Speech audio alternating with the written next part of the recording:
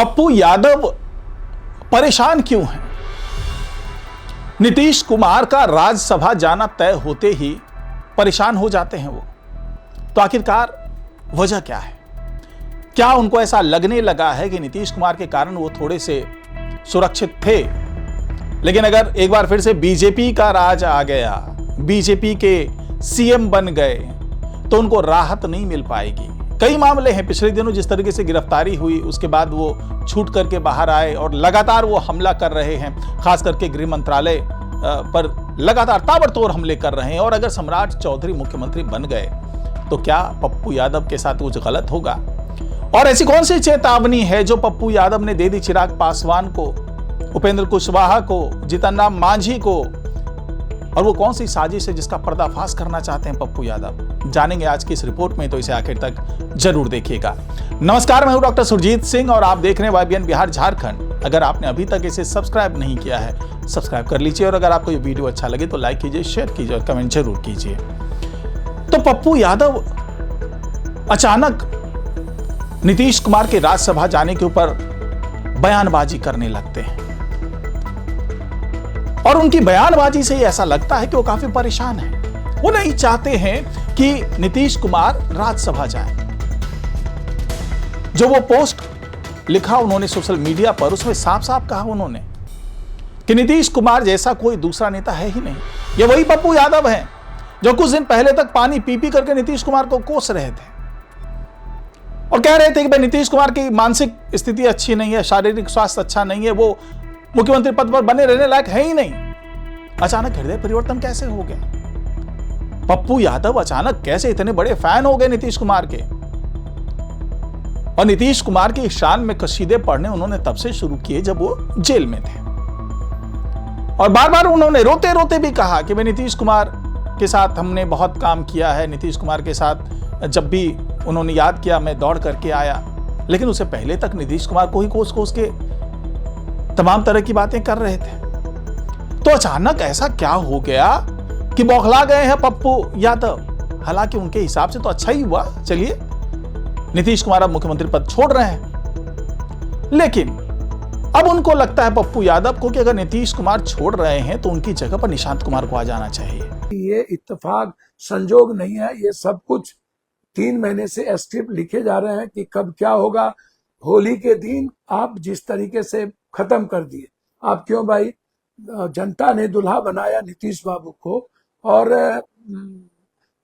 Janata Dal United के worker और वहां के एमएलए नीतीश कुमार के प्रति प्रतिबद्धता, और बीजेपी यदि लग रहा था तो 3 महीना पहले क्यों आपने बना दिया नीतीश जी को? और 3 महीना के बाद यदि नीतीश जी ज्यादा अस्वस्थ है तो फिर राज्यसभा की क्या मतलब है? अब अच्छा, यदि राज्यसभा लाना चाहते हैं तो जनता दल यू को बनाने दीजिए, आप वो किनको सरकार बनाएंगे? मेरा मानना है कि निशांत बेहतर हो सकता है, क्योंकि उससे ज्यादा बेहतर अभी जब ये कहते हैं कि नया लोग है, ऐसा है, तो तब मुझको लगता है कि नया लोग कैसे, वो मुख्यमंत्री के लायक नहीं, लेकिन इनकी जो नरेंद्र मोदी भाई और अमित भाई के चारों तरफ घूमेंगे वो मुख्यमंत्री के लायक, जो दिल्ली से चलेगा वो मुख्यमंत्री के लायक, जो बिल्कुल बिहार में नीतीश कुमार जी को हटा करके बिहार की जनता होली नहीं खेल पाई उस दिन। या जेडीयू का कोई नेता आ जाना चाहिए, बीजेपी का तो बिल्कुल ना आए, और खास करके सम्राट चौधरी तो बिल्कुल भी नहीं, नित्यानंद राय तो बिल्कुल भी नहीं, क्योंकि इन दोनों के साथ अदावत तो पुरानी है पप्पू यादव की। और पप्पू यादव को लग रहा है कि अगर नीतीश कुमार चले गए, यानी कि उनकी आखिरी उम्मीद चली गई।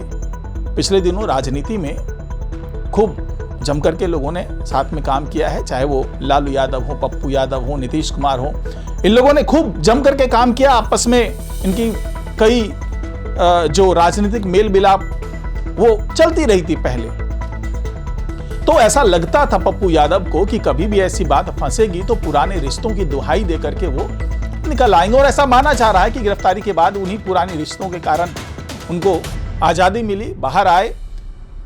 और चूंकि गृह मंत्रालय सम्राट चौधरी के पास था तो वो जम करके बहसबाजी कर रहे थे, जम करके आरोप लगा रहे थे। हर दूसरे दिन फेसबुक पर लाइव आकर के नीट छात्रा की मौत को लेकर के तमाम आरोप लगाए जा रहे थे, कानून व्यवस्था पर सवाल खड़े कर रहे थे, बार बार यही कह रहे थे कि भाई सम्राट चौधरी की जगह जब नीतीश कुमार पहले हुआ करते थे तो बेहतर शासन व्यवस्था थी, अब तो जंगल राज आ गया है। तो अब उनको ऐसा लगने लगा है कि भैया ये अचानक क्या सरप्राइज दे दिया। अगर नीतीश कुमार यहां से छोड़ करके चले गए, राज्यसभा चले गए, तो फिर ऐसा ना हो कि वे मेरे से बदला ले लेंगे सम्राट चौधरी या दूसरा जो भी बीजेपी का कोई नेता आएगा, क्योंकि बीजेपी का विरोध तो शुरू से करते रहे पप्पू यादव।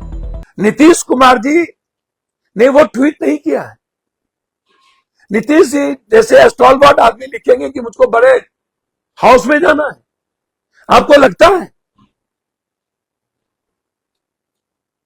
नीतीश जी अपनों से आहत होकर के उन्हें लगा कि जिनको मैंने सब कुछ दे दिया वही मेरे नहीं रहे, क्योंकि उनको कोई लोभ लालच तो कुर्सी की थी नहीं। नाम बोलना जरूरी है। 2 MLC, 2 से 3, एक मिनिस्टर जिनको नीतीश जी सबसे ज्यादा भरोसा किए, और एक यहां के नेता, 4 पदाधिकारी, सबकी कुंडली आ गई है मेरे पास, समय पर बोलूंगा। और हम डरते नहीं हैं। फिर मैं कह रहा हूं, मैं नीतीश कुमार जी से आग्रह करूंगा हाथ जोड़कर, आप राज्यसभा आना चाहते हैं, आप आ जाइए। जनता ने बीजेपी को मैंडेट नहीं दिया है, आप दुल्हा आपको बनाया, आप जनता दल को दुल्हा बनाइए। आपको लगता हो कि निशांत उस काबिल नहीं है, किसी जनता दल को आप अपने लोगों को बनाइए। यही वजह है कि उन्होंने जो पोस्ट लिखा उसमें साफ साफ कहा कि भैया पड़ोस में अगर आग लग जाए तो पहले उनको बुझाने का काम करना चाहिए। और ये लिखा किनके लिए? तो चिराग पासवान के लिए, जीतन राम मांझी के लिए, उपेंद्र कुशवाहा के लिए। और कहते हैं कि भैया पड़ोस में आग लगी, या तो उसको बुझा लीजिए, नहीं तो ये आग आपके घर तक भी पहुंचेगी। साफ साफ पप्पू यादव इशारा ये कर रहे हैं कि एक साजिश के तहत नीतीश कुमार को हटाया जा रहा है, यानी कि बीजेपी ने एक साजिश के तहत बिहार पे अब कब्जा जमा लिया है और वो अपने साथ के किसी भी घटक दल को बहुत आगे बढ़ने नहीं देती है। यही वजह है कि जो पार्टी नीतीश कुमार जैसे कद्दावर नेता को, जो कि 42-45 सीट लेकर के भी मुख्यमंत्री बने रहे, अब 85 सीट लेकर के भी उनको राज्यसभा जाना पड़ रहा है। साफ साफ पप्पू यादव ने कहा कि ऐसे हालात अगर बीजेपी बना सकती है तो फिर छोटे घटक दलों की बिसात ही क्या है। अब दूसरा आरोप उन्होंने जेडीयू के तमाम कद्दावर नेताओं पर ही लगा दिया। पप्पू यादव का यह कहना है कि इन्हीं कद्दावर नेताओं ने साजिश की है नीतीश कुमार के खिलाफ और उनके पीठ पर छुरा घोंपा है। और पप्पू यादव अपील कर रहे हैं जेडीयू के कार्यकर्ताओं से, दूसरे नेताओं से कि ऐसे लोगों की पहचान कीजिए, क्योंकि वो आपके सगे नहीं हैं। बड़े नेता जरूर हो सकते हैं, लेकिन जिस तरीके से उन्होंने नीतीश कुमार को ठिकाने लगाया है, उसे ये जाहिर हो रहा है कि वो जेडीयू के लिए तो कम से कम सही नहीं है। हमें माफ नहीं करना चाहिए उन लोगों को, उन पदाधिकारी को जो नीतीश कुमार जी के भावनाओं के साथ खिलवाड़ किया है, आहत किया है। और नीतीश कुमार जी उस सेंटीमेंट के कारण, अपनों की गद्दारी के कारण वो बेचारे कुर्सी छोड़े। वो ट्वीट नीतीश जी का नहीं है।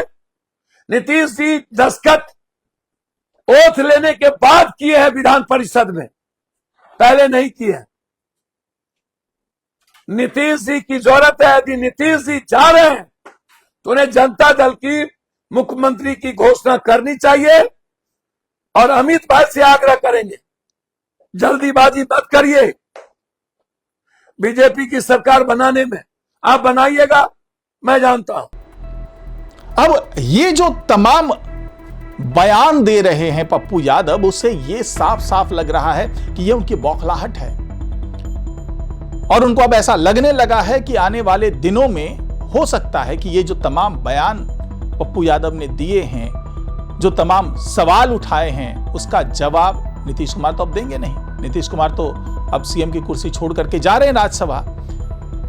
तो कहीं ऐसा नहीं है कि इसका सवाल जो पप्पू यादव का था, उसके सारे जवाब सम्राट चौधरी देते नजर आए, नित्यानंद राय देते नजर आए, या फिर कोई दूसरा नेता बीजेपी का वो इनको जवाब देता नजर आए। और जब वो जवाब देगा तो दिक्कत तो आएगी पप्पू यादव को। यही वजह है कि बार बार अब पप्पू यादव को लग रहा है कि आने वाला समय उनके लिए अच्छा नहीं होने वाला। बार बार पप्पू यादव, चाहे नीट का मुद्दा हो, चाहे शासन व्यवस्था का मुद्दा हो, चाहे कानून व्यवस्था का मुद्दा हो, चाहे जो तमाम और भी कुछ सुसाइड के मामले आए थे, छात्राओं की जो उसके साथ वहशियाना हरकत हुई थी, उनको लेकर के जो तमाम बयान आए थे, पूरे नेटवर्क का खुलासा करने का दावा किया था, सीबीआई की जांच पर सवाल खड़े किए थे पप्पू यादव ने। तो ये तमाम चीजें जो है, कहीं ऐसा ना हो कि आने वाले दिनों में उनके गले की फांस बन जाए। यही वजह है कि पप्पू यादव लगातार पोस्ट करके इस तरह की बातें कर रहे हैं और उससे उनकी बौखलाहट भी साफ नजर आ रही है और साथ ही उनकी बेबसी भी साफ नजर आ रही है। यही वजह है कि पप्पू यादव अब दिल्ली प्रवास के लिए जाने की बात कर रहे हैं कि मैं दिल्ली में रहूंगा, क्योंकि उनको ऐसा लगने लगा है कि हो सकता है कि बिहार उनके लिए सेफ अब ना हो।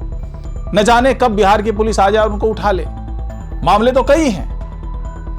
तो कुल मिलाकर के ये जो बयान आए हैं पप्पू यादव, वो एक बड़ी साजिश की ओर भी इशारा कर रहे हैं और साथ ही चिराग पासवान को चेतावनी भी दे रहे हैं कि भैया जितनी जल्दी हो संभल जाइए, नहीं तो आने वाले दिनों में बीजेपी आपको भी खा जाएगी। तो फिलहाल आज की रिपोर्ट में इतना ही। नमस्कार।